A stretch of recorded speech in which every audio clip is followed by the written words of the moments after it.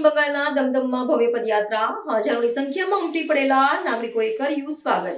ભારતના પ્રધાનમંત્રી નરેન્દ્ર મોદીએ પશ્ચિમ બંગાળના રાજકીય ગડગડાતા દમદમ વિધાનસભા વિસ્તારમાં વિશાળ જનસંપર્ક અભિયાન હાથ ધર્યું હતું. આ ભવ્ય આયોજન દરમિયાન પ્રધાનમંત્રીએ ખુલ્લી ગાડીમાં સવાર થઈને સ્થાનિક રહેવાસીઓનું અભિવાદન ઝીલ્યું હતું.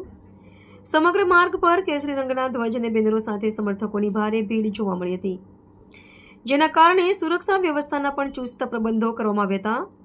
આ પદયાત્રા દ્વારા ભારતીય જનતા પાર્ટીએ આગામી ચૂંટણીઓ પૂર્વે રાજ્યમાં પોતાની મજબૂત પકડ હોવાનો પુનરુચ્ચાર કર્યો છે. આ પ્રચંડ જનમેદનીનું વિશ્લેષણ કરતા રાજકીય નિષ્ણાતો માની રહ્યા છે કે પ્રધાનમંત્રીની આ મુલાકાતથી પશ્ચિમ બંગાળના કાર્યક્રમોમાં નવો ઉત્સાહ જોવા મળી રહ્યો છે. દમદમ જેવી મહત્વની બેઠક પર પ્રધાનમંત્રીએ જાતે જ કમાન સંભાળતા વિરોધ પક્ષોની વિરચના સામે મોટો પડકાર ઊભો થયો છે. રેલી દરમિયાન લોકોમાં જોવા મળેલી ઉન્માદ અને નારાબાજી એ વાતનો સંકેત આપે છે કે પ્રાદેશિક મુદ્દાઓ પર હવે રાષ્ટ્રીય નેતૃત્વનો પ્રભાવ વધી રહ્યો છે.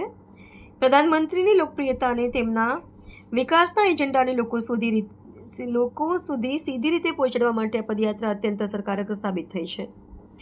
પદયાત્રાના સમાપન બાદ સ્થાનિક નેતાઓએ આયોજનને ઐતિહાસિક ગણાવ્યું હતું અને દાવો કર્યો હતો કે આ જનસમર્થન મતમાં પરિવર્તિત થશે. બીજી તરફ પ્રશાસને ભીડને નિયંત્રણ કરવા માટે અનેક માર્ગો પર વાહન વ્યવહારમાં ફેરફાર કર્યો હતો. આગામી દિવસોમાં પદયાત્રાની અસર આસપાસના અન્ય મત વિસ્તારો પર પડવાની શક્યતા છે. પશ્ચિમ બંગાળના રાજકારણમાં આ વિશાળ જનસંપર્ક કાર્યક્રમ એક નિર્ણાયક વળાંક સમાન માનવામાં આવી રહ્યો છે, જે ચૂંટણીના પરિણામો પર દૂરોગામી અસર કરી શકે છે.